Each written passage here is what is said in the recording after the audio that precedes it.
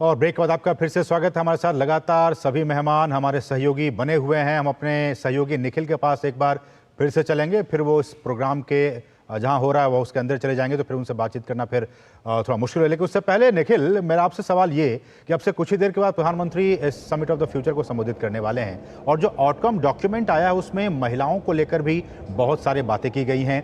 महिलाओं को सशक्त करने की बात की जा रही है। भारत एक बहुत बड़ा एग्जाम्पल है। वैश्विक स्तर पर ग्लोबल साउथ कंट्रीज की बात कर ली जाए या बाकी देशों की बात कर ली जाए, महिलाओं की स्थिति उतनी अच्छी नहीं है। ऐसे में इस आउटकम डॉक्यूमेंट में महिलाओं की बातों को शामिल करना कितना महत्वपूर्ण कदम इसे आप मानते हैं?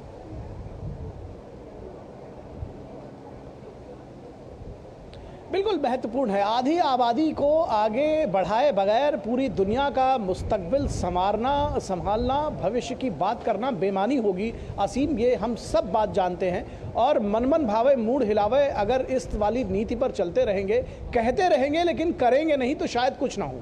और प्रधानमंत्री नरेंद्र मोदी ने दरअसल जो देश में करके दिखाया है उसी को वो बाहर कह रहे हैं। हमारा देश यस्त नारायणतु पूजते रमनते तत्र देवता, उसको मानने वाला देश रहा है। और ऐसे में जब आप अपने देश में जो सारी योजनाएं हैं वो आप देखिए, उसमें जो घर की महिला है उसको जो लाभ दिए गए हैं वो उसके नाम पर दिए गए हैं। चाहे वो मकान की बात हो, जब वो भी उसके नाम पर दिया जाता है, जब लोन देने की बात होती है वो उसके नाम पर दिया जाता है। आप देख सकते हैं कि कितनी सारी योजनाएं, चाहे वो ड्रोन दीदी हो या मैं इन योजनाओं का नाम इसलिए ले रहा हूं कि आप समझ सकते हैं कि दूर दराज गांव में जो सबसे निर्बल महिला होगी उसको भी सशक्त करने का काम भारत सरकार प्रधानमंत्री नरेंद्र मोदी की अगुवाई में पिछले 10-11 वर्षों से कर रही है। तो ऐसे में इस बात को वो बार बार कहेंगे, और बहुत सारी ऐसी चीजें हैं जिसको देख करके दुनिया अचंभित होती है कि भारत ऐसा करके दिखा रहा है। तो ऐसे में इस बात को जब दुनिया के सामने प्रधानमंत्री जाएंगे तो वो निश्चित तौर पर इस बात को रखेंगे और ये भी बताएंगे, मैं इस बात की उम्मीद करता हूं कि वो बताएंगे कि किस तरह से भारत में हम एक ट्रांसफॉर्मेशन लेकर के आए हैं। और सिर्फ ये शब्दों की बात नहीं है, हमने करके दिखाया है, हम लगातार कर रहे हैं, और दुनिया को भी इस फॉर्मूला को फॉलो करना चाहिए। और तभी शायद हम जिस भविष्य को संवारने की बात कर रहे हैं उसको हम बेहतर तरीके से संभाल पाएंगे, संवार पाएंगे। असीम, बिल्कुल निखिल, आपने बिल्कुल सही कहा। और भारत में सोच देखिए कि भारत सरकार कह रही है कि वुमेन एम्पावरमेंट से आगे बढ़कर वुमेन लेड डेवलपमेंट, हम तो अब यहां भी जा रहे हैं। लेकिन अमृत लोगुन जी, मेरा सवाल, निखिल आपका शुक्रिया, बहुत बहुत शुक्रिया हमारे साथ जुड़ने के लिए न्यूयॉर्क से। हम आपके पास आगे भी आते रहेंगे अपडेट लेने के लिए। लेकिन अमृत लोगुन जी, मेरा सवाल आपसे ये कि वुमेन लेड डेवलपमेंट और इन तमाम चीज़ों की बात तो भारत कर रहा है, लेकिन ग्लोबल साउथ में अभी भी बहुत सारी ऐसी कंट्रीज़ हैं, ऐसे देश हैं जहां महिलाओं की स्थिति जो होनी चाहिए वैसी नहीं है। ऐसे में जब इस आउटकम डॉक्यूमेंट में इस विषय को शामिल किया गया, क्या उम्मीद करें कि आने वाले वर्षों में इन देशों में जो हालात हैं महिलाओं के साथ वो सुधरेंगे, अच्छे होंगे? सर आप अनम्यूट कर लें अपने आप को। नहीं, हमारा तो अनम्यूट ही है। जी जी, अब आपकी आवाज आ रही है, बोलिए सर। हाँ, अनम्यूट ही है। हाँ नहीं, मैं ये कह रहा था, जो ग्लोबल साउथ या दक्षिणी जो हिस्सा बोलते हैं विश्व का, तो वहाँ पर जो महिलाओं की स्थिति है, कई जगहों में वहाँ के जो सामाजिक या जो रिलीजियस है, या तो जो उनकी जो बिलीफ सिस्टम है, या उनकी जो विश्वास का जो स्तर आधार है, तो वो अभी भी थोड़ा पिछले सदियों का है। तो उसकी वजह से भी जो महिलाओं के प्रति उनकी मान्यताएं वगैरह है, तो वो अभी भी कुछ रूढ़िवादी टाइप का है सिस्टम का। भारत भी, जैसे अभी प्रोफेसर बन रहे थे, उस समस्या से गई थे।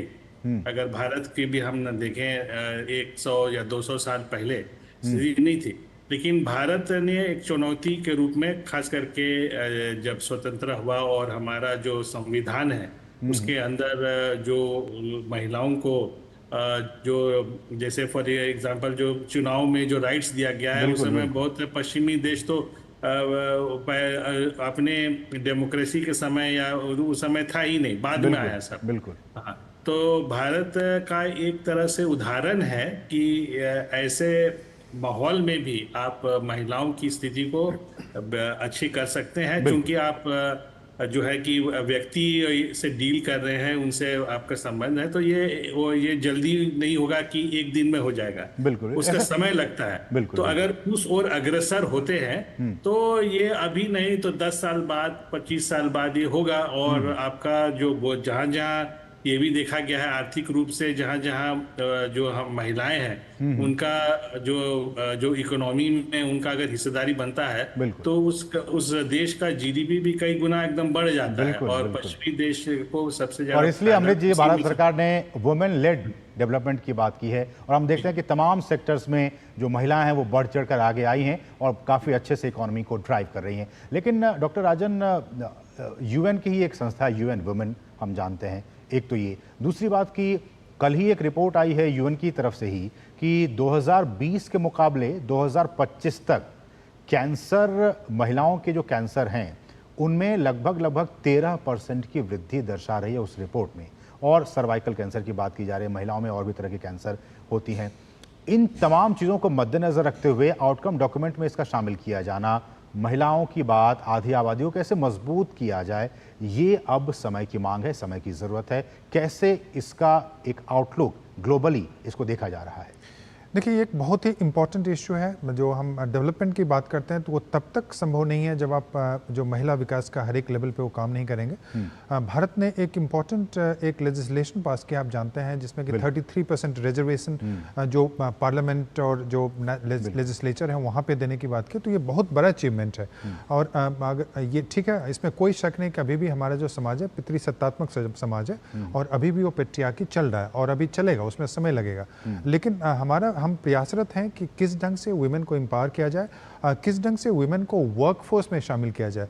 अभी सबसे बड़ा इशू यह है कि बहुत सारे जो विकासशील देश हैं वहाँ पे वुमेन अभी भी डोमेस्टिक जो वर्क्स हैं उससे बाहर नहीं निकल पा रही हैं और उनको जो ऑर्गेनाइज्ड वर्कफोर्स है वहाँ पे शामिल नहीं किया जा रहा है। और ये समस्या इस्लामिक देशों में और भी ज़्यादा है। मैं ईरान इत्यादि देशों की बात करूँ तो वैसे में मुझे लगता है कि एक प्रयास है जो पश्चिमी देश हैं और जो बाकी सारे देश हैं उसमें प्रयास है कि इनको एम्पावर कैसे किया जाए। मैं एक चीज़ यह भी बता दूं कि इस इशू पे देशों में मतभेद भी हैं। रशिया ने एक जेंडर एम्पावरमेंट के इशू पे और वुमेन के रिप्रोडक्टिव हेल्थ इशू को लेके उसने अभी जो पैक्ट ऑफ फ्यूचर है उसमें साइन उसमें नहीं किया। उसका मुख्य एक कारण यह भी है कि वो उस एम्पावरमेंट को अग्री नहीं कर रहा है। पश्चिमी देशों में भी यह डिबेट चल रहा है। आप जानते हैं कि ट्रंप और वहाँ पे जो एक इशू है रिप्रोडक्टिव राइट और जो जेंडर राइट्स इत्यादि पे वहाँ पे भी डिबेट चल रहा है। तो सारे देशों में डिबेट ये चल रहे हैं कि कैसे महिलाओं को वर्कफोर्स में शामिल किया जाए। पैरिटी ऑफ पे, मतलब इक्वल पे की जो बात होती है तो उसमें कैसे शामिल किया जाए और उनके इनकम को कैसे बढ़ाया जाए। तो ये सारे मुद्दे हैं जिस पे चर्चा होगी। जो बिल्कुल। लेकिन अमृत जी, मैं इसी पे अगर मैं आपसे सवाल पूछूं, महिलाओं की भागीदारी, चाहे वो वैश्विक शांति की बात की जाए या वैश्विक प्रगति की, वैश्विक विकास की बात की जाए, ऐसे में महिलाओं का योगदान, महिलाओं की भूमिका कितनी महत्वपूर्ण हो जाती है? नहीं, जैसे कि बताया गया कि जो महिलाएं हैं वो जो है कि कहीं की भी जनसंख्या की आधी आबादी है, कहीं कहीं तो उससे भी ज्यादा है। तो और उनका भी अपने ही पुरुष के तरह अपने भी जो होते हैं आकांक्षाएं होती है, आगे बढ़ने की होती है। ये अलग बात है कि प्राकृतिक रूप से पुरुष को एक मेंटालिटी का बनाया, महिलाओं को एक, तभी तो वो पुरुष मां नहीं बन सकती, वो नहीं, और वो बन सकते हैं। तो इसमें जो पुरुषों का भी बहुत अहम उसमें रोल होता है कि उनको जो है कि महिलाओं के प्रति संवेदनशील दिखाना और उनको बढ़ावा देना। जी। तो जैसे कि ये इतिहास बताता है कि जैसे जैसे खास करके पश्चिमी देश इनके बड़े अच्छे उदाहरण है कि जहाँ जहाँ उनका योगदान जो विकास में रहा है, तो चाहे वो फैक्ट्री प्रोडक्शन के रूप में हो, चाहे वो काम करने में बाहर जाने का हो, मार्केटिंग में हो, तो वहाँ का जो विकास दर काफी बढ़ा है। और पश्चिमी देश के अलावा जो हम पूर्वी एशिया जैसे कहते हैं, जैसा जापान हुआ या चाइना एक बहुत बड़ा उदाहरण है, साउथ कोरिया हुआ।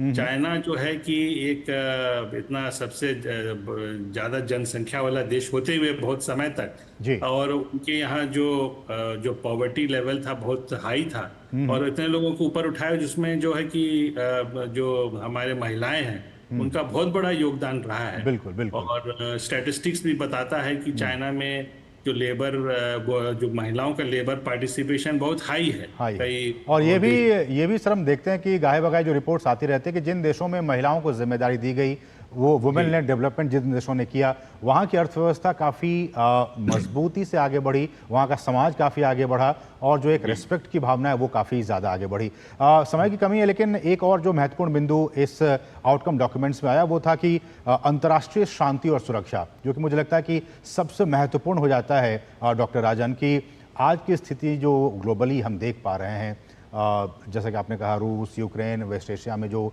स्थितियां हैं, या फिर सूडान की बात, अंतर्राष्ट्रीय सुरक्षा एक बहुत बड़ा मसला है, अंतर्राष्ट्रीय शांति, इसमें जो ग्लोबल पावर्स हैं वो किस तरह का रोल प्ले कर सकते हैं और भारत किस तरह का रोल प्ले कर सकता है? देखिए, मेरे हिसाब से सबसे बड़ी समस्या यह है कि अभी जो युद्ध हो रहा है, आप देख रहे हैं, चाहे इसराइल की मैं बात करूं या फिर रूस यूक्रेन की बात करूं, तो वहाँ पे जो पावर सेंटर्स हैं, ग्लोबल पावर सेंटर्स, वो इन्वॉल्व है उसमें। आप जानते हैं कि जो permanent 5 security council, United nation security council के मेंबर हैं, वो सीधा इन्वॉल्व हैं। रूस, चीन एक तरफ है और वो बाकी जो 3 देश हैं वो एक तरफ हैं।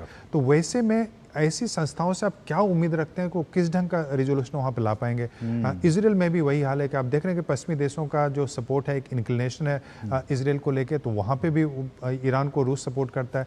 कहाँ तक जाके रुकेंगे? सवाल तो यही है कि हम कैसे शांति की स्थापना मुझे लगता है कि कर सबसे जरूरी यह है कि यूनाइटेड नेशन सिक्योरिटी काउंसिल को रिफॉर्म करने की जरूरत है। उसमें आपको उन देशों को लाना पड़ेगा, भारत हो, चाहे जापान हो या जर्मनी हो या अफ्रीका का देश हो, ब्राजील हो, ऐसे देशों को लाना पड़ेगा जिससे, जी बिल्कुल, जिससे कि इनका जो दबदबा है 5 देशों का, इनका कम करना जरूरी है। और एक प्रजातांत्रिक तरीके से जो एक गवर्नेंस होना चाहिए अंतर्राष्ट्रीय लेवल पे, उसको लाना जरूरी है। G20 कुछ हद तक रोल प्ले करता है, लेकिन वो एक फॉर्मल ऑर्गेनाइजेशन उस ढंग का नहीं है, तो इसलिए उसमें बहुत सारे इश्यूज, उसका इम्प्लीमेंटेशन उसमें नहीं हो पाते हैं डिसीजन लेने के बाद भी। ठीक, अमृत जी आपके भी इस पर प्रतिक्रिया, हम कैसे जो ग्लोबल पीस है उसकी स्थापना कर पाने में कामयाब होंगे? हाँ जी, जैसे कि प्रोफेसर कह रहे थे कि अब समय आ गया है कि जैसे कि अब जनसंख्या के लिहाज से भी जो ग्लोबल साउथ जिसको हम कहते हैं, अब इनकी जनसंख्या काफी बड़ी है। बिल्कुल। ये जिस तरह से उपनिवेशवाद से की स्थिति में थे 18वीं या 19वीं शताब्दी में, उससे अब निकल आए हैं। अब जो एक जो UN का जो मेजॉरिटी है अब इन देशों का है। बिल्कुल। तो जो चंद देशों का जो कब्जा रह गया है कोई भी डिसीजन लेने में, बदलाव करने की जरूरत है जी, उसमें बदलाव करने की बहुत जरूरी है। और ग्लोबल साउथ जो है UNSC जैसे संस्था में बहुत अंडर रिप्रेजेंटेटिव है, उनका जो नेतृत्व का जो हिस्सा होना चाहिए बहुत कम है, और इसका खामियाजा मिल रहा है। और इसका सबसे जैसे एक और बड़ा उदाहरण है कि जैसे कि व्यापार में, क्योंकि सबसे ज्यादा तो कुछ भी है तो उसके लिए पैसा चाहिए, तो व्यापार में डॉलर का जो है अभी भी दबदबा बना हुआ है जो व्यापार में, तो उसको जो है काफी, जैसे चाइना हुआ या तो ब्रिक्स लोग जो नेशन, अब तो अमृत जी डी डॉलराइजेशन की भी बात होने लगी है। वो जी हाँ, तो इससे ये सब जो इसके कड़ी है, जिससे कि उनके वो जो दबदबा शांत होंगे, जिससे कि जो इतना बहुत आसानी से जो आर्म्स एक्सपोर्ट या तो जो सैन्य जो वस्तु है उनका एक्सपोर्ट हो जाता है, क्योंकि जो है कि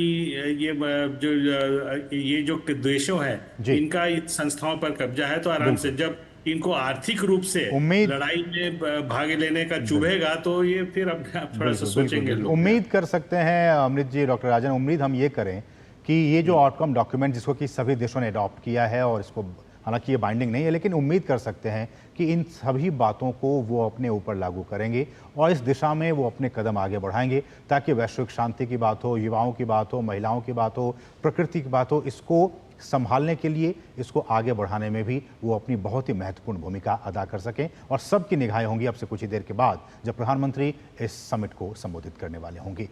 फिलहाल डॉक्टर राजन, आपका बहुत बहुत शुक्रिया हमारे साथ जुड़ने के लिए, और अमृत जी आपका भी बहुत बहुत शुक्रिया। आप दोनों ही मेहमानों का बहुत बहुत शुक्रिया इस खास कार्यक्रम में जुड़ने के लिए। बढ़ेंगे आगे, रुकेंगे एक बहुत ही छोटे से ब्रेक के लिए। आप देखते रहिए DD न्यूज़।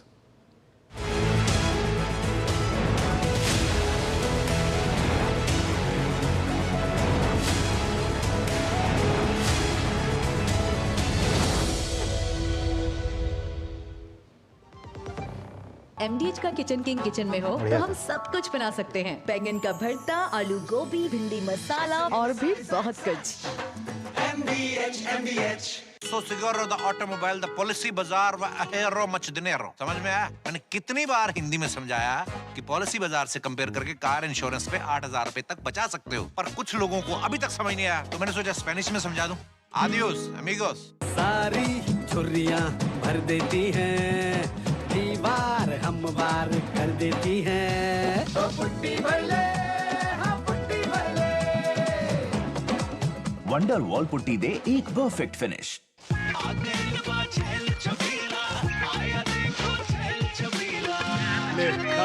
अच्छा भैया, मेरी गाय को भी अपने हाथों से चारा खिला दो। अरे खिलाई देते हैं हमारी गाय भैया।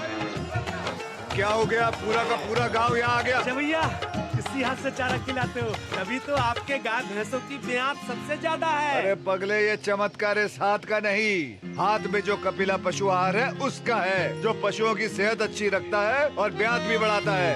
ले जाओ।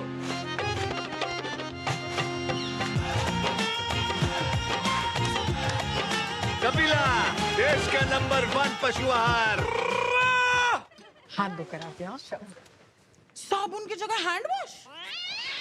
मोहन का प्रमोशन हो गया क्या? सैवलॉन हैंड वॉश तो हमारा रोज का है। सिर्फ 10 रुपए में 200 ml हैंड वॉश बनाओ। Savlon powder to gel hand wash, germ से बचाए, शान बढ़ाए। बात जब पीढ़ियों के लिए बनने वाले घर की हो तो जिम्मेदारी बड़ी हो जाती है। गैलेंट समझता है ये जिम्मेदारी। अब डबल एम रिब्स के साथ गैलेंट एडवांस TMT रीबार, निर्माण का रियल हीरो। एक ऐसा तबका जो रिटायरमेंट के बारे में आज भी बिल्कुल नहीं सोचता, वो है औरतें। औरतें कमा के भी वल्नरेबल हैं। सो NPS एक इक्वालिटी ला रहा है, हम सब एक बराबर प्लेटफॉर्म पे हैं। अपने बेहतर कल को सुनिश्चित करने के लिए NPS जरूरी है। अब छोलिया हो या लोबिया, सफेद चने या काले चने, सब कुछ मजेदार बने।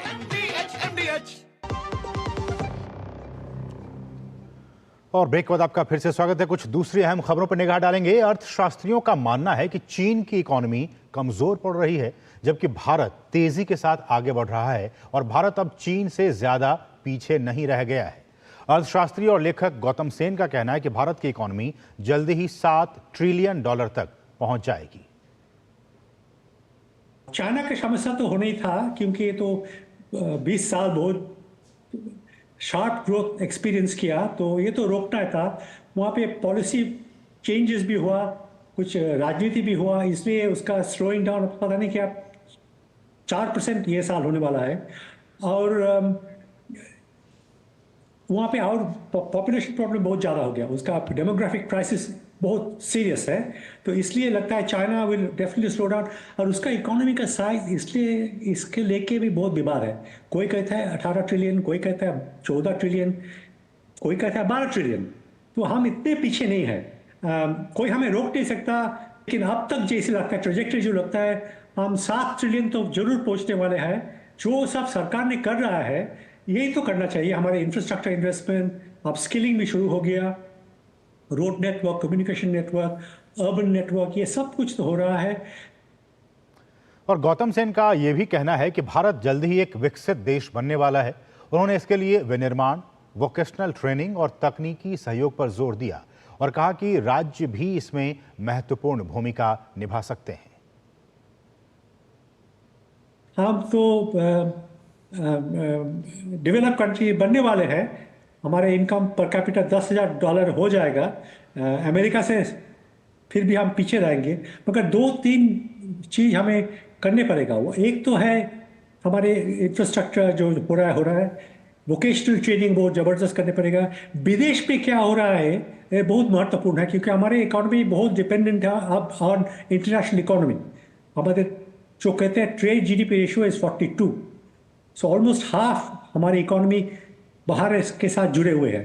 थोड़ा पॉलिटिकल कंसेंसस की भी ज़रूरत है। हमारे देश में पॉलिटिकल कंसेंसस बहुत कम है, बहुत लड़ाई चल रहा है, ये थोड़ा कम होना चाहिए, क्योंकि वेल्थ रिडिस्ट्रीब्यूशन का थ्रेट सब भाग जाएगा हमारे देश से, सब हमारे इंडस्ट्रियलिस्ट भाग जाएगा, हम बिल्कुल देश को टूट देंगे। तो ये सब छोड़ के हमारे सब इंडिविजुअल स्टेट में क्या हो रहा है ये बहुत इंपॉर्टेंट है, क्योंकि सब सरकार दिल्ली में नहीं चलाते हैं।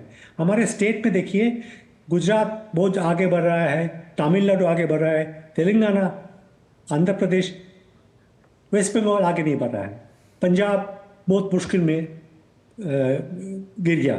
तो ये स्टेट का पॉलिसी भी बहुत इंपॉर्टेंट है। और अब बात जम्मू कश्मीर विधानसभा चुनाव की, जहां आज दूसरे चरण के चुनाव प्रचार का शोर थम गया। सभी दलों ने प्रचार में अपनी पूरी ताकत झोंकी तो पूरे दिन चले बयानों के तीर भी।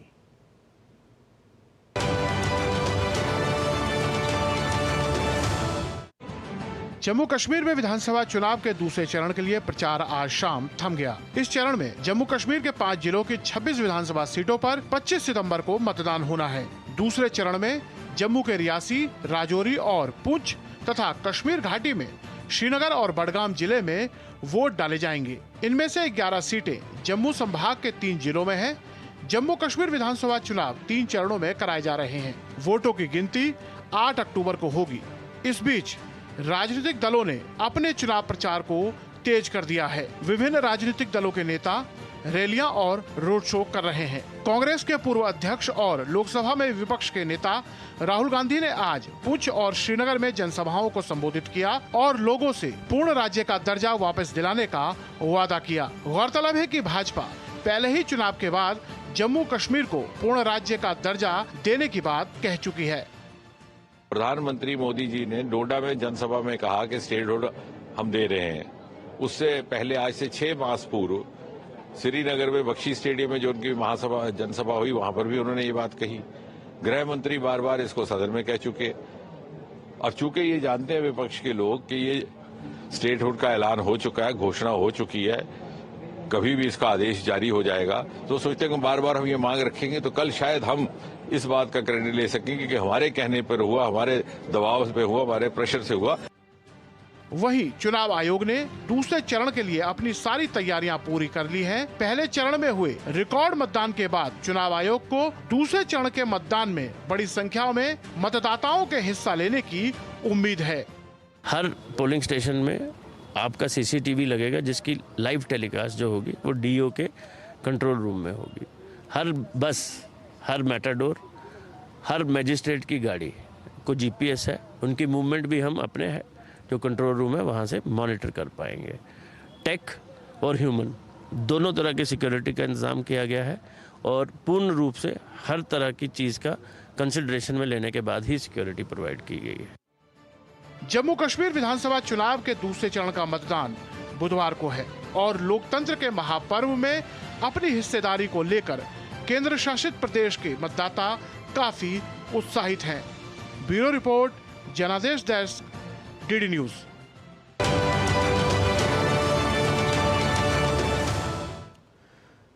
और वहीं हरियाणा चुनाव के लिए सभी दलों ने अपनी पूरी ताकत झोंक दी है, लेकिन कांग्रेस की परेशानियां कम होने का नाम नहीं ले रही है। अपनी उपेक्षा से नाराज कुमारी शैलजा ने चुनाव प्रचार से दूरी बना रखी है, तो अब कांग्रेस पर चमड़ी दमड़ी देखकर टिकट बांटने का आरोप लगा है। और ये आरोप किसी और ने नहीं बल्कि खुद पार्टी की महिला नेता की तरफ से आया है।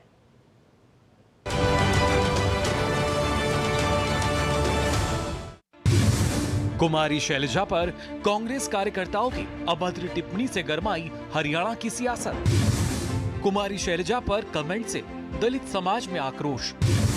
दलित नेताओं ने कांग्रेस के खिलाफ बोला जमकर हमला। विधानसभा चुनाव प्रचार से कुमारी शैलजा ने बनाई दूरी। कुमारी शैलजा की नाराजगी से भूपेंद्र हुड्डा का इनकार।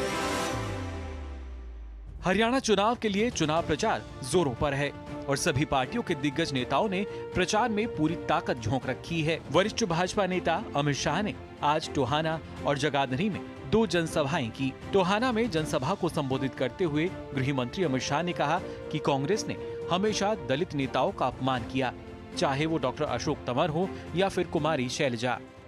हमेशा से दलित नेताओं का अपमान करने का काम कांग्रेस पार्टी ने किया, चाहे डॉक्टर अशोक तंवर हो, चाहे बहन कुमारी शैलजा हो, सबका अपमान कांग्रेस ने किया है। और आंबेडकर जी, जब तक कांग्रेस की सरकार नहीं गई, बाबा आंबेडकर को भारत रत्न नहीं मिला। और भारतीय जनता पार्टी ने 5 तीर्थ अंबेडकर जी के लिए बनाए और संविधान दिन मनाने की घोषणा की। अभी अभी राहुल गांधी अमेरिका में बोले हैं कि विकास हो जाने के बाद आरक्षण की जरूरत नहीं है, विकास होने के बाद हम आरक्षण हटा लेंगे। इस बीच हरियाणा विधानसभा चुनाव प्रचार से कुमारी शैलजा ने अपनी दूरी बना रखी है। आज भी अंबाला में कांग्रेस की रैली में कुमारी शैलजा नहीं पहुंची, जबकि अंबाला लोकसभा क्षेत्र का प्रतिनिधित्व वो कई बार कर चुकी हैं। हालांकि कुमारी शैलजा की नाराजगी से भूपेंद्र हुड्डा ने इनकार करते हुए कहा कि किसी की कोई नाराजगी नहीं है। सभी कांग्रेस जन लगे हुए हैं कांग्रेस को मजबूत करने के लिए। शैलजा जो है हमारी बहन, जो वरिष्ठ नेता है, कोई नाराजगी, हमारी कोई नाराजगी नहीं। बसपा सुप्रीमो मायावती ने भी सोशल मीडिया एक्स पर कांग्रेस पर हमला बोलते हुए कहा कि कांग्रेस दलित नेताओं को कभी तरजीह नहीं देती है। मायावती ने अप्रत्यक्ष तौर पर कुमारी शैलजा की नाराजगी और हरियाणा में उनकी उपेक्षा के संदर्भ में ये पोस्ट किए। चमड़ी दमड़ी देखकर दिया गया कांग्रेस में चुनाव का टिकट। कांग्रेस पर टिकट बंटवारे में भ्रष्टाचार करने के लग रहे हैं आरोप। महिला नेता के आरोप से मचा हंगामा। चमड़ी और दमड़ी तक पहुंची हरियाणा में कांग्रेस की राजनीति। कांग्रेस की पूर्व विधायक शारदा राठौर ने लगाए पार्टी पर गंभीर आरोप। भाजपा का सवाल, इस मामले में क्या लड़की हूं ब्रिगेड प्रियंका गांधी वाड्रा कुछ कहेंगी? ये आरोप किसी और ने नहीं बल्कि खुद पार्टी की महिला नेता शारदा राठौर की तरफ से आया है, जो कांग्रेस के टिकट पर बल्लभगढ़ सीट से 2 बार कांग्रेस से विधायक रह चुकी हैं। पार्टी ने मुझे टिकट नहीं दिया। मुझे अभी तक ये समझ ही नहीं आया कि मेरा कसूर क्या था। लेकिन वो कहते हैं ना, चमड़ी और दमड़ी में बहुत दम होता है। तो मैंने तो ईमानदारी की राजनीति करी। जैसे जैसे मतदान के दिन नजदीक आ रहे हैं, वैसे वैसे हरियाणा कांग्रेस में अंतर्कलह थमने का नाम नहीं ले रही है। केंद्रीय गृह मंत्री अमित शाह ने आज हरियाणा में कांग्रेस पार्टी पर जोरदार हमला बोला है। गृह मंत्री अमित शाह का कहना है कि कांग्रेस पार्टी दलित विरोधी है। यही कारण है कि कांग्रेस पार्टी में दलित नेताओं का अपमान होता है। बाबा साहब अम्बेडकर के अपमान का भी उन्होंने जिक्र किया कि कांग्रेस पार्टी ने कभी भी उनका सम्मान नहीं किया और ना ही उनको भारत रत्न दिया। कुमारी शैलजा का प्रकरण एक बार फिर हरियाणा में गरमा गया है। इसके साथ साथ ही बल्लभगढ़ से कांग्रेस विधायक शारदा राठौर ने तमाम तरह के आरोप लगाकर और ये कहकर कि कांग्रेस पार्टी में टिकट चमड़ी और दमड़ी के आधार पर दी जाती है, पूरी हलचल मचा दी है। आने वाले समय में हरियाणा चुनाव में इसका असर देखने को मिल सकता है। कैमरामैन जगमोहन के साथ नीरज सिंह, डीडी न्यूज हरियाणा।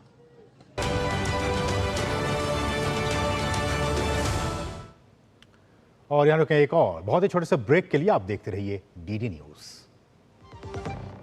सारी छुर्रियां भर देती हैं, दीवार हम वार कर देती हैं। तो पुट्टी भर ले, हाँ पुट्टी भर ले।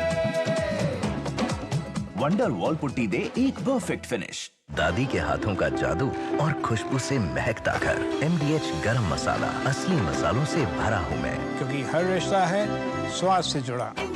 बात जब पीढ़ियों के लिए बनने वाले घर की हो तो जिम्मेदारी बड़ी हो जाती है। गैलेंट समझता है ये जिम्मेदारी। अब MM रिब्स के साथ गैलेंट एडवांस TMT रीबार, निर्माण का रियल हीरो। जल्दी टिफिन पैक करो। राजू, मोबाइल छोड़ो। अरे दीदी, वो बैंक का नंबर चाहिए, रिफंड ही नहीं आया है। मिल गया। अब भी कॉल करता हूँ दीदी। बिना नंबर जांचे? अक्सर जालसाज बैंक की नकली वेबसाइट और फर्जी नंबर से पैसों की धोखाधड़ी करते हैं। तो फिर सही नंबर? बैंक की ऑफिशियल वेबसाइट या तो कार्ड। आपने तो बचा लिया दीदी। काम से नहीं। RBI कहता है, सही वित्तीय बर्ताव करे आपका बचाव। जिंदगी की हर छोटी बड़ी जरूरत के लिए आप जो सपने सजाते हैं, बस उसी उम्मीद को तो हम सहारा लगाते हैं। SIP आपकी सेविंग्स को आपकी खातिर काम पर लगाएगी। आज ही अपनी पहली SIP की शुरुआत करें। अधिक जानकारी के लिए अपने वित्तीय सलाहकार से परामर्श करें। LIC म्यूचुअल फंड द्वारा निवेशक शिक्षा की एक पहल। म्यूचुअल फंड निवेश बाजार के जोखिम के अधीन है। योजना से संबंधित सभी दस्तावेजों को ध्यान से पढ़ें। बेटियां घर की रौनक हैं। बेटियां घर संवारती हैं। बेटियां पीढ़ियां सजाती हैं। बेटियां घर की बुनियाद कहलाती हैं। बेटियों को सलाम करता है मोंगिया स्टील, स्टील का बादशाह। गोल्डी मसाले के 100 ग्राम के स्पेशल पैक्स में फ्रेशनेस लॉक है। ऐसे गोल्डी मसाले जहां जाएं रिश्ते बनाएं। सारी छुर्रियां भर देती हैं, दीवार हमवार कर देती हैं। तो पुट्टी भर ले, हाँ पुट्टी भर ले। वंडर वॉल पुट्टी दे एक परफेक्ट फिनिश। बढ़ेंगे आगे। तिरुपति लड्डू विवाद में जांच फिलहाल जारी है। मंदिर में लड्डू बनाने के लिए घी सप्लाई करने वाली तमिलनाडु की एआर डेयरी के 4 सैंपल फेल होने पर एफएसएसएआई ने कारण बताओ नोटिस जारी कर दिया। वहीं मंदिर परिसर की शुद्धि के लिए महाशांति यज्ञ किया गया। इस बीच सीएम चंद्रबाबू नायडू ने जांच के लिए एसआईटी गठित कर दी है, जिसके रिपोर्ट के आधार पर कार्रवाई की जाएगी। तिरुपति प्रसादम में चर्बी वाला तेल, करोड़ों हिंदुओं की आस्था से खिलवाड़। तिरुपति मंदिर का हुआ शुद्धिकरण, परिसर में शुद्धि के लिए महाशांति यज्ञ। तिरुपति के श्री वेंकटेश्वर स्वामी मंदिर के प्रसाद में जानवरों की चर्बी का मामला पूरे देश में तूल पकड़ चुका है। आम भक्त से लेकर साधु संत सभी प्रसादम में मिलावट की घटना से हतप्रभ है। जहां देश भर में इस कृत्य के आरोपियों पर कड़ी कार्रवाई करने की मांग की जा रही है, वहीं तिरुपति मंदिर की शुद्धि के लिए महाशांति यज्ञ किया गया। पंचगव्य प्राक्षण यानी शुद्धिकरण में तिरुमाला तिरुपति देवस्थानम टीटीडी बोर्ड के अधिकारी समेत करीब 20 पुजारी शामिल हुए। अनुष्ठान में लड्डू और अन्न प्रसादम रसोई की पंचगव्य शुद्धि की गई। बता दें कि आंध्र प्रदेश के मुख्यमंत्री चंद्रबाबू नायडू की पार्टी टीडीपी का आरोप है कि वाईएसआर कांग्रेस की सरकार के कार्यकाल में तिरुपति मंदिर में मिलने वाले लड्डू यानी प्रसादम में जानवरों की चर्बी वाला घी और फिश ऑयल मिलाया गया था। इसके अगले दिन टीडीपी ने एक लैब रिपोर्ट दिखाकर अपने आरोपों की पुष्टि का दावा किया। प्रदेश सरकार ने तिरुपति मंदिर के लड्डुओं की जाँच के लिए एसआईटी गठित कर दी है। सीएम चंद्रबाबू नायडू ने कहा कि एसआईटी रिपोर्ट के आधार पर कार्रवाई होगी। You cannot hurt the Hindus. I am doing 3 angles. One is, first of all, purification. Second, I am ordering an inquiry, IGP level or more than that. Then the team will establish the facts. वहीं तिरुपति में विश्व हिंदू परिषद के केंद्रीय मार्गदर्शक मंडल की बैठक में तिरुपति बालाजी मंदिर के प्रसादम में मिलावट की घटना को घृणित बताते हुए निष्पक्ष जांच की मांग की गई। भगवान तिरुपति के मंदिर के प्रसाद में जिस प्रकार की सूचनाएं आ रही हैं कि उसमें विभिन्न जानवरों का मांस सम्मिलित किया जाता था, यह बहुत ही घृणित कार्य है और असहनीय है। हम मांग करते हैं कि इस घटना की एक पूरी तरह से निष्पक्ष जांच होनी चाहिए। इस बीच स्वास्थ्य मंत्रालय के हवाले से मिली जानकारी के मुताबिक तिरुपति मंदिर में लड्डू बनाने के लिए घी सप्लाई करने वाली तमिलनाडु की एक कंपनी के 4 सैंपल फेल हो गए, जिसे एफएसएसएआई ने कारण बताओ नोटिस जारी किया है। बता दें कि मंदिर में कुल 4 सप्लायर घी सप्लाई करते हैं। Bureau report DD news. और अब खबर कोलकाता से है, जहां के आरजी कर मेडिकल कॉलेज और अस्पताल में डॉक्टर के साथ दुष्कर्म मामले को लेकर लोगों में आक्रोश अब भी जारी है। डॉक्टरों के साथ न्याय की मांग को लेकर भाजपा कार्यकर्ताओं ने कोलकाता में डीसी उत्तर कार्यालय के बाहर विरोध प्रदर्शन किया।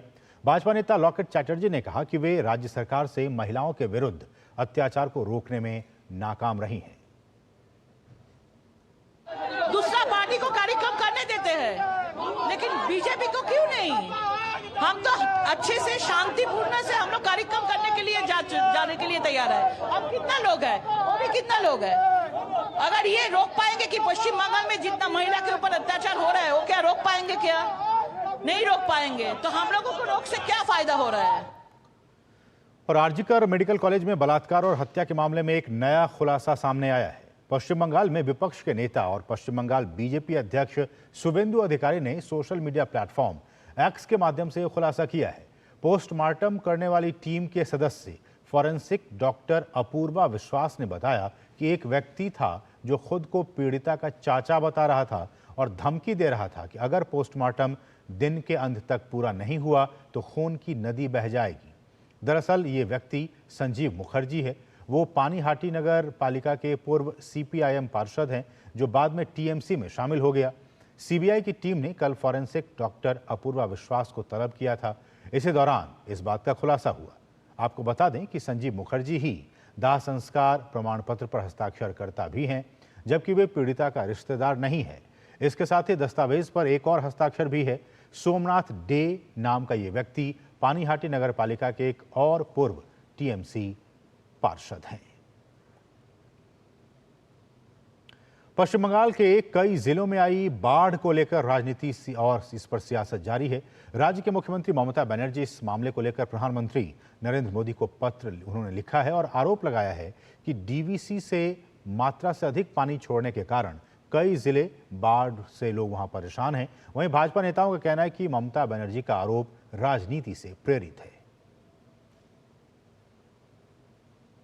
पश्चिम बंगाल की मुख्यमंत्री ममता बनर्जी ने एक बार फिर राज्य की समस्याओं का ठीकरा केंद्र सरकार के मत्थे फोड़ा है।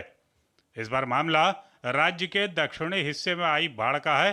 ममता बनर्जी ने रविवार को PM नरेंद्र मोदी को एक और पत्र लिखा जिसमें उन्होंने आरोप लगाया कि दामोदर वैली कॉरपोरेशन द्वारा अभूतपूर्व पानी छोड़े जाने के कारण राज्य के दक्षिणी हिस्से में आई विनाशकारी बाढ़ जैसी हालात पैदा हो गए हैं। उन्होंने कहा है कि दामोदर वैली कॉरपोरेशन ने उनकी सरकार से परामर्श किए बिना अपने जलाशयों से पानी छोड़ दिया, जिससे पश्चिम बंगाल के कई जिले जलमग्न हुए और करीब 50 लाख लोग प्रभावित हुए हैं।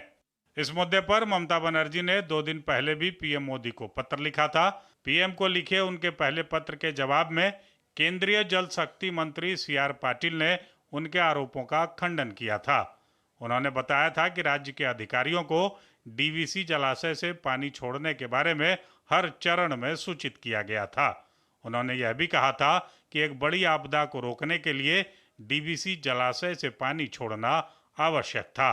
ममता बनर्जी ने अपने पत्र में आरोप लगाया था कि DVC के जलाशयों से 9 घंटे तक अधिकतम मात्रा में पानी छोड़ा गया, जिसके बारे में राज्य को सिर्फ 3.5 घंटे पहले सूचना दी गई थी। इतने कम समय में प्रभावी आपदा प्रबंधन कैसे हो सकता है? हालांकि भाजपा ने ममता बनर्जी के इस दावे को झूठा और राजनीति से प्रेरित बताया है। पार्टी के प्रदेश सह प्रभारी और मीडिया सेल संयोजक अमित मालवीय ने X पर अपने पोस्ट में लिखा कि अगर बंगाल के कुछ हिस्सों में बढ़ते जलस्तर के लिए कोई जिम्मेदार है तो वह ममता बनर्जी हैं। वह इसके लिए किसी और को नहीं बल्कि अपनी अक्षमता को दोषी ठहरा सकती हैं। केंद्रीय मंत्री सुकांत मजूमदार ने कहा कि पश्चिम बंगाल के कई भागों में हर साल बाढ़ आती है। ममता सरकार ने इस क्षेत्र में कोई काम नहीं किया। ममता बनर्जी अपने बचाव के लिए केंद्र पर आरोप लगा रही हैं। जब आपके सिर पे कोई प्रॉब्लम आ जाता है तब जाके आप केंद्र सरकार के ऊपर देखते हैं, लेकिन आपको अगर फ्लड का मैनेजमेंट करना है तो ये ऐसा नहीं हो सकता कि आज फ्लड आया आप आज इसको मैनेजमेंट कर लिया। आपको ये सोचना चाहिए कि लास्ट 1 ईयर जो समय गया, 1 साल गया, उसमें आपने क्या किया। हर बार आता है फ्लड, बंगाल में हर बार फ्लड आता है, स्पेशली घाटाल, उसके साथ साथ मिदनापुर, इस बार बीरभूम भी आ गया, हुगली आ गया। हुगली में डिवास्टेटिंग सिचुएशन है। लेकिन अपने कैपेसिटी को बढ़ाने के लिए सरकार को जो करना चाहिए, पश्चिम बंगाल सरकार को, उनमें विचार करना चाहिए। पूरे मुद्दे पर अपना विरोध दिखाते हुए पश्चिम बंगाल की मुख्यमंत्री ममता बनर्जी ने गुरुवार की शाम झारखंड बंगाल सीमा मैथन बॉर्डर को सील करने का आदेश भी दे दिया था। उनके इस तुगलकी फरमान के कारण पश्चिम बंगाल और झारखंड को जोड़ने वाली मुख्य राष्ट्रीय राजमार्ग दिल्ली कोलकाता NH2 पर मालवाहक वाहनों की करीब 20 किलोमीटर लंबी कतार लग गई। ऐसी परिस्थिति में वाहन चालकों को काफी दिक्कतों का सामना करना पड़ा। विधानसभा में नेता विपक्ष शुभेंदु अधिकारी ने राज्य सरकार द्वारा झारखंड की सीमा को बंद करने पर नाराजगी जताई। उन्होंने कहा कि ममता सरकार अब संघीय ढांचे को भी चुनौती देने पर उतारू है। She is desperate. She is violating the constitution. She is challenging the federal structure. As a leader of opposition, I am also challenging to the state authority आपका दाम है तो चीफ सेक्रेटरी लेटर इशू कीजिए। ये Jharkhand border बंद रहेगा, उसका बाद लीगली कॉन्सिक्वेंस जो होगा वो आपको फेस करना पड़ेगा। दरअसल डीवीसी रिजर्वायर से पानी रिलीज करने के बारे में फैसला Damodar valley reservoir regulation committee DBRRC द्वारा किया जाता है, जिसमें केंद्रीय जल आयोग, पश्चिम बंगाल, झारखंड और डीवीसी के प्रतिनिधि शामिल होते हैं। केंद्रीय जल शक्ति मंत्री CR पाटिल ने यह भी स्पष्ट किया था कि 14 से 17 सितंबर तक भारी बारिश के कारण पश्चिम बंगाल के अधिकारियों के अनुरोध पर मैथन और पंचेत जलाशयों से पानी छोड़ने में 50% की कटौती भी की गई थी। बहरहाल इस आरोप प्रत्यारोप के बीच ये जानना भी कम दिलचस्प नहीं है कि विपक्ष में रहने के दौरान राज्य की मुख्यमंत्री ममता बनर्जी इस पूरे मुद्दे पर तत्कालीन वाम मोर्चे की अगुवाई वाली राज्य सरकार को दोष देती थी। अब जबकि वो सत्ता की बागडोर खुद संभाल रही है, तब इस समस्या का ठीकरा केंद्र सरकार के सिर फोड़ रही है। राज्य की भाजपा नेता केया घोष पश्चिम बंगाल में बाढ़ की समस्या के समाधान के लिए केंद्र सरकार द्वारा 2022 में घाटल मास्टर प्लान के जरिए राज्य सरकार को उपलब्ध कराए गए 1500 करोड़ रुपए और राज्य में बुनियादी ढांचे के विकास के लिए विश्व बैंक की ओर से उपलब्ध कराए गए 2500 करोड़ रुपए का भी हिसाब मांग रही हैं। Bureau report, DD news. पढ़ेंगे आगे एक बहुत ही छोटे से ब्रेक के लिए। आप देखते रहिए DD न्यूज। छोटे किसानों की शक्ति, कोऑपरेटिव की शक्ति और भारतीय नस्ले पशुओं की शक्ति मिलकर एक अलग ही ताकत बनती है। इस ताकत को बढ़ाने और डेयरी के विकास में जुड़े पशुपालकों, तकनीशियनों व डेयरी सहकारी समितियों को प्रोत्साहित करने के उद्देश्य से पशुपालन एवं डेयरी विभाग दे रहा है राष्ट्रीय गोपाल रत्न पुरस्कार, जिसमें इस बार से पूर्वोत्तर क्षेत्र को भी शामिल किया जा रहा है। आवेदन के लिए awards.gov.in पर जाएं या अपने नजदीकी कॉमन सर्विस सेंटर, पशु चिकित्सालय या पशुपालन और डेयरी विभाग से संपर्क करें। आवेदन 30 सितंबर 2024 तक। अब आया असली स्वाद। अब आया स्वाद। जब स्वाद के पड़े हो लाले तो MDH का चंकी चाट मसाला डालें। MDH का चंकी चाट मसाला। MDH। सारी छुर्रियाँ भर देती हैं, दीवार हमवार कर देती हैं। तो पुट्टी भर ले, हाँ पुट्टी भर ले। वंडर वॉल पुट्टी दे एक परफेक्ट फिनिश। क्लेम में कोई प्रॉब्लम तो नहीं होगी ना? Don't worry sir, car repair से लेकर क्लेम सेटलमेंट तक पॉलिसी बाजार हमेशा आपके साथ होता है। पॉलिसी बाजार पे कार इंश्योरेंस कंपेयर करके 8,000 रुपए तक बचाओ। बेटियां घर की रौनक हैं। बेटियां घर संवारती हैं। बेटियां पीढ़ियां सजाती हैं। बेटियां घर की बुनियाद कहलाती हैं। बेटियों को सलाम करता है मोंगिया स्टील। स्टील का बादशाह। आत्मनिर्भरता और आत्मसम्मान, चेहरे पे खिली है मुस्कान। हमने एक अटल पेंशन योजना लगाई है और अभी से आप पैसा जमा कराना चालू करोगे, जितना जमा कराओगे उसके अनुपात में 60 साल की उम्र होने के बाद आपको पेंशन मिलना शुरू हो जाएगा। आज 6 करोड़ से अधिक लोगों ने भारत सरकार की अटल पेंशन योजना में पंजीकरण कराया है। आप भी इससे जुड़े और लाभ उठाएं। गोल्डी मसाले के 100 ग्राम के स्पेशल पैक्स में फ्रेशनेस लॉक है। ऐसे गोल्डी मसाले जहां जाएं रिश्ते बनाएं। और ब्रेक के बाद आपका फिर से स्वागत है। बढ़ेंगे आगे। उत्तर प्रदेश के सुल्तानपुर में ज्वेलर्स की दुकान पर हुई डकैती के मुख्य आरोपी इनामी बदमाश अनुज प्रताप सिंह को पुलिस ने उन्नाव में हुई मुठभेड़ में मार गिराया है। लेकिन अपराधियों के खिलाफ हुई इस कार्रवाई पर एक बार फिर से राजनीति शुरू हो गई है। समाजवादी पार्टी के प्रमुख अखिलेश यादव ने सुल्तानपुर डकैती कांड में हुए दूसरे एनकाउंटर पर जहां निशाना साधा, तो वहीं भाजपा और अन्य कई दल के नेताओं ने समाजवादी पार्टी के रवैये पर ही सवाल खड़े किए।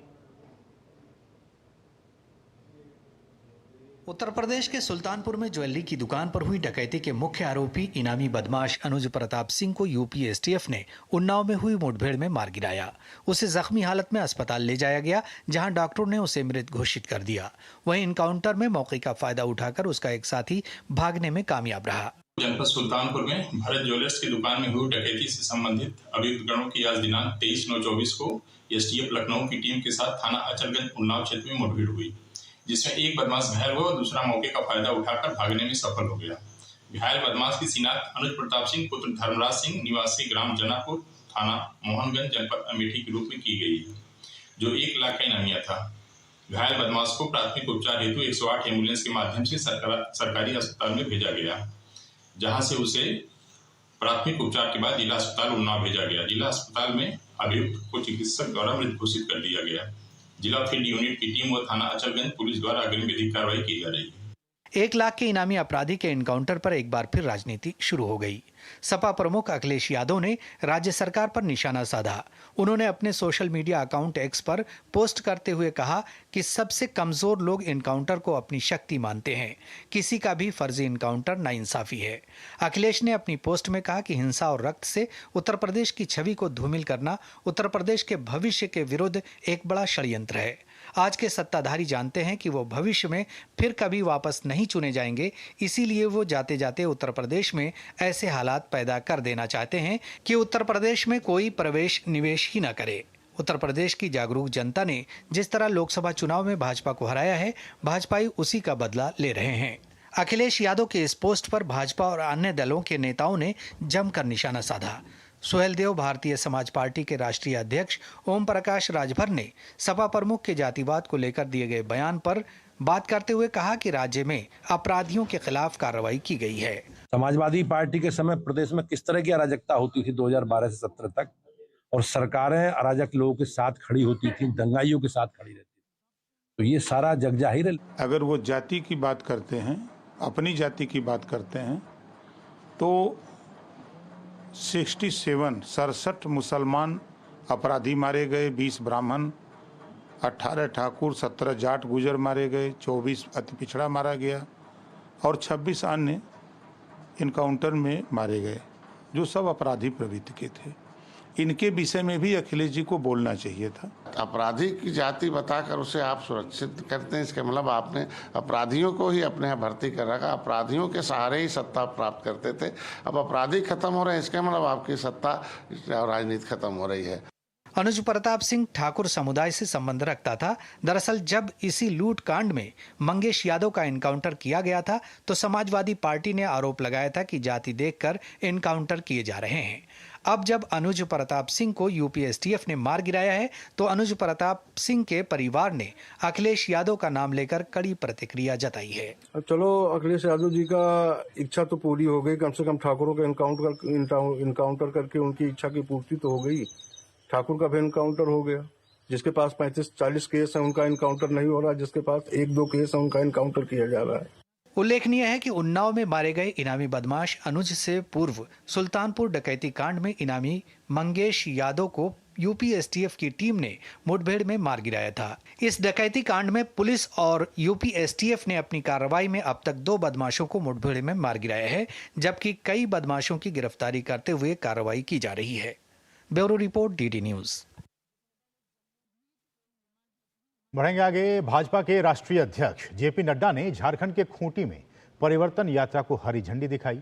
उन्होंने भगवान बिरसा मुंडा को नमन कर जनसभा को संबोधित किया और कहा कि ये परिवर्तन यात्रा झारखंड में परिवर्तन लाएगी, जिससे आदिवासी भाई बहनों के जीवन में परिवर्तन होगा।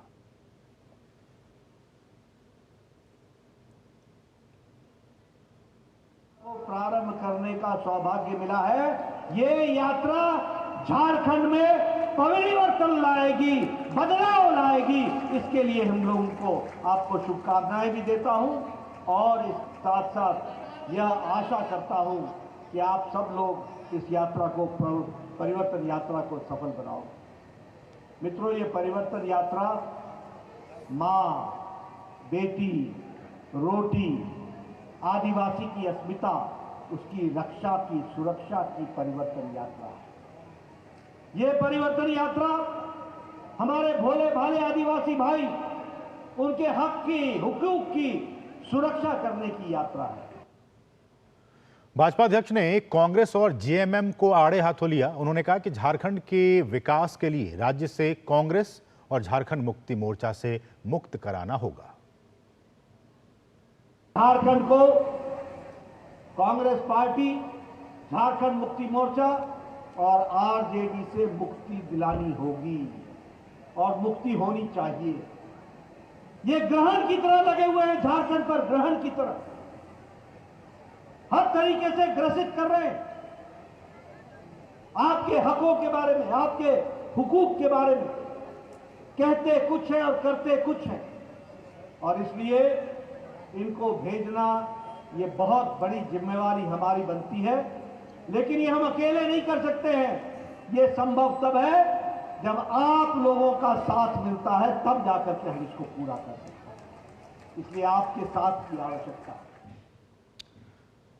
और यहां रुकें एक और छोटे से ब्रेक के लिए। आप देखते रहिए DD news.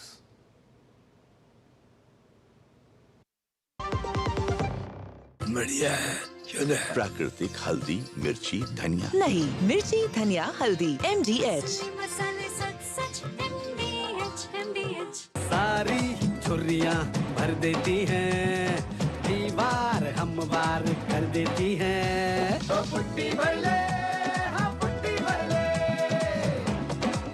Wonder wall putty दे एक परफेक्ट फिनिश। बात जब पीढ़ियों के लिए बनने वाले घर की हो तो जिम्मेदारी बड़ी हो जाती है। गैलेंट समझता है ये जिम्मेदारी। अब डबल एम रिब्स के साथ गैलेंट एडवांस TMT रीबार, निर्माण का रियल हीरो। किनारों पे यारी ये आजाद है,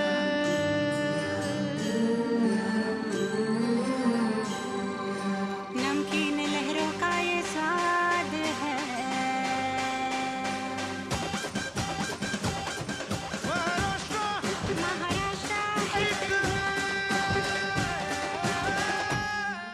महाराष्ट्र टूरिज्म।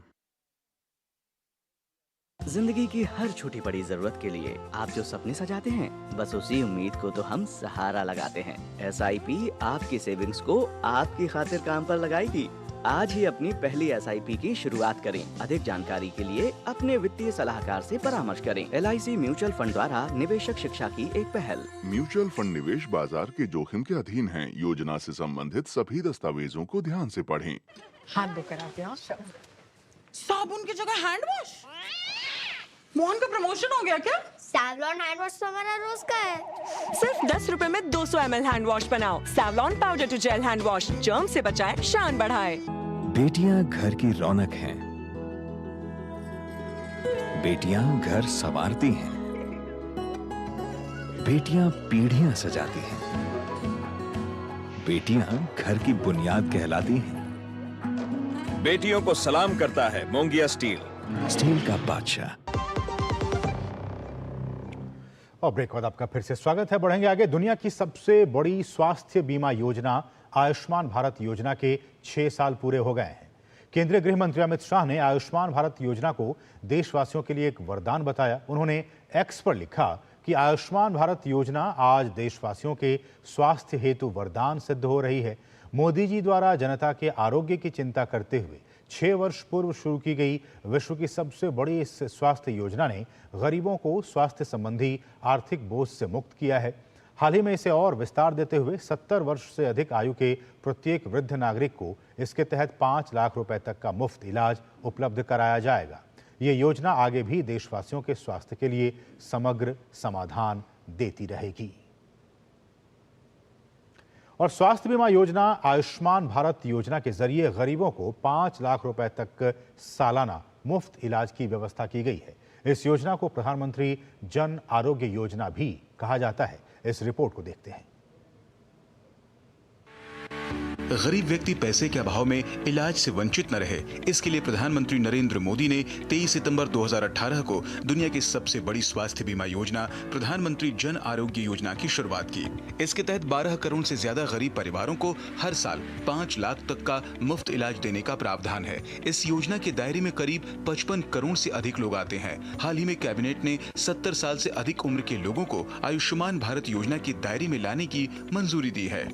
सभी बुजुर्गों को irrespective of any income group all have been included in Ayushman Bharat above the age of 70 और इसको हम अक्टूबर महीने में हम इसको लॉन्च कर देंगे। बीते 6 सालों में प्रधानमंत्री जन आरोग्य योजना के तहत अब तक 37 करोड़ से अधिक लाभार्थी का आयुष्मान कार्ड बन गया है। योजना में 1949 हेल्थ पैकेज हैं, जिनमें 27 मेडिकल स्पेशलिटी पैकेज भी शामिल हैं, जिसमें जनरल मेडिसिन, सर्जरी, कैंसर, दिल की बीमारी शामिल है। इस योजना में अस्पताल से छुट्टी मिलने के बाद 15 दिनों तक जाँच, खाना और आने जाने की सुविधा दी जाती है। इस योजना से पूरे देश में 29,648 अस्पताल, जिसमें 13,049 निजी अस्पताल जुड़े हैं। आयुष्मान भारत योजना के तहत अब तक करीब 8 करोड़ से ज्यादा गरीबों को अस्पताल में भर्ती रहते हुए मुफ्त इलाज मिल गया है। इनमें 49% महिलाएं हैं। अगर बीमारियों की बात करें तो सबसे ज्यादा लाभ कैंसर, किडनी, दिल की बीमारी, जनरल मेडिसिन और गैस्ट्रो की बीमारी से ग्रस्त लोगों ने उठाया है। किडनी वो खराब होने के बाद फिर वो पाइप निकाला गया और डायलिसिस चालू कर दिया गया। डायलिसिस के दौरान मेरे पास पैसे भी नहीं बचे थे। आयुष्मान कार्ड की देन है, मैं उनका इलाज करा पा रहा हूँ। 73 दिन था मेरा बच्चा एडमिट और आयुष्मान कार्ड का मेरा पूरा आयुष्मान कार्ड से इलाज हुआ, उसमें मेरा पैसा नहीं लगा बिल्कुल हॉस्पिटल में। हम आर्थिक स्थिति से इतना मजबूत नहीं थे कि हम इलाज करा पाते बच्चे के, तो ज़्यादातर नहीं गया हूँ। केंद्र सरकार की इस योजना से हम लोग बहुत संतुष्ट हैं और खुश हैं। इस योजना का सबसे बड़ा फायदा इसकी पोर्टेबिलिटी है। इसका मतलब है कि अगर किसी राज्य में आपका कार्ड बना है तो आप दूसरे राज्य में भी पैनल वाले अस्पताल में इलाज करा सकते हैं। अंतर्राज्यीय पोर्टेबिलिटी की वजह से करीब 12 लाख लोगों को इलाज का लाभ मिला और करीब 3100 करोड़ रुपए सरकार ने खर्च किए। आयुष्मान भारत स्कीम 33 राज्यों और केंद्र शासित राज्यों में लागू है। अभी दिल्ली, पश्चिम बंगाल और ओडिशा में ये स्कीम लागू नहीं है। यह योजना पूरी तरह से कैशलेस है। आयुष्मान भारत योजना 23 राज्यों में ट्रस्ट मॉडल, 7 राज्यों में इंश्योरेंस मॉडल और 3 राज्यों में हाइब्रिड मॉडल में लागू है। Nitendra Singh, DD news, Delhi. और अब नजर डालते हैं देश की कुछ और महत्वपूर्ण खबरों पर फटाफट अंदाज में। आप देखिए इन खबरों को और हमें दीजिए अनुमति। नमस्कार। रक्षा मंत्री राजनाथ सिंह ने आज राजस्थान के जयपुर में सैनिक स्कूल का औपचारिक उद्घाटन किया। ये सैनिक स्कूल एनजीओ, राज्य सरकारों और निजी स्कूलों की साझेदारी में देश भर में स्थापित हो रहे 100 नए सैनिक स्कूलों का विजन का हिस्सा है। केंद्रीय विद्युत मंत्री मनोहर लाल ने नई दिल्ली में नॉर्दर्न रीजनल पावर कमेटी की CSIRT पावर सुविधा का लोकार्पण किया। इसका मकसद विद्युत क्षेत्र की साइबर सुरक्षा में सहयोग करना है। रोजगार के मोर्चे पर राहत देने वाली खबर है। श्रम मंत्रालय ने सोमवार को आंकड़े जारी कर बताया कि पिछले जुलाई महीने में देश में करीब 20 लाख नए रोजगार मिले। इसमें सबसे ज्यादा संख्या 25 साल से कम उम्र वाले युवाओं की है। उपभोक्ता मामले, खाद्य एवं सार्वजनिक वितरण मंत्रालय ने 100 दिनों में महंगाई को नियंत्रण में रखने के लिए बड़े कदम उठाए हैं। इस बात की जानकारी दी उपभोक्ता मामले विभाग की सचिव निधि खरे ने। बिहार के मुख्यमंत्री नीतीश कुमार ने पीएम नरेंद्र मोदी को पत्र लिखकर अयोध्या से सीतामढ़ी के बीच वंदे भारत ट्रेन चलाने का अनुरोध किया है। इसके साथ ही पुनौरा धाम के लिए सड़क एवं रेल संपर्क स्थापित करने का भी अनुरोध किया है। नई दिल्ली में सामाजिक न्याय एवं अधिकारिता मंत्रालय द्वारा सांकेतिक भाषा दिवस मनाया गया। कार्यक्रम का आयोजन भारतीय सांकेतिक भाषा अनुसंधान एवं प्रशिक्षण केंद्र द्वारा किया गया, जिसका विषय सांकेतिक भाषा अधिकारों के लिए समर्थन करे रखा गया। दिल्ली की नई मुख्यमंत्री आतिशी ने पदभार संभाल लिया है, लेकिन मुख्यमंत्री की कुर्सी के बगल में बराबर से रखी खाली कुर्सी सुर्खियों में आ गई है, जिसे लेकर विपक्ष आक्रामक है। भाजपा का आरोप है कि वे तो डमी मुख्यमंत्री हैं और उनके बगल वाली कुर्सी अरविंद केजरीवाल की है और वही असली मुख्यमंत्री हैं। राजद को छोड़कर जदयू में शामिल हुए श्याम रजक को बिहार के मुख्यमंत्री नीतीश कुमार ने बड़ी जिम्मेदारी दी है। मुख्यमंत्री ने उन्हें पार्टी का राष्ट्रीय महासचिव नियुक्त किया है। 23 सितंबर हाइफा दिवस के रूप में मनाया जाता है। इस मौके पर थल सेना के सैनिकों और इजरायली दूतावास के नुमाइंदों ने दिल्ली के हैफा चौक पर शहीदों को श्रद्धांजलि अर्पित की। चेन्नई के अकराई में पुलिस एनकाउंटर में नामी गैंगस्टर सीजिंग राजा की मौत हो गई। गैंगस्टर सीजिंग राजा पर बीएसपी प्रदेश अध्यक्ष आर्मस्ट्रॉन्ग की हत्याकांड का आरोप था। Delhi Waqf board money laundering मामले में गिरफ्तार हुए आम आदमी पार्टी के विधायक अमानतुल्लाह खान की न्यायिक हिरासत 7 अक्टूबर तक बढ़ा दी गई है। सुप्रीम कोर्ट ने चाइल्ड पोर्नोग्राफी को लेकर बड़ा फैसला दिया है। शीर्ष कोर्ट ने चाइल्ड पोर्नोग्राफी को डाउनलोड करना और देखना पॉक्सो कानून के तहत अपराध के दायरे में माना है। ग्रामीण पृष्ठभूमि में शादी की कहानी को बयां करती फिल्म लापता लेडीज को प्रतिष्ठित ऑस्कर पुरस्कार से नामित किया गया है। ऑस्कर में इसे बेस्ट फॉरेन फिल्म कैटेगरी की श्रेणी में चुना गया है।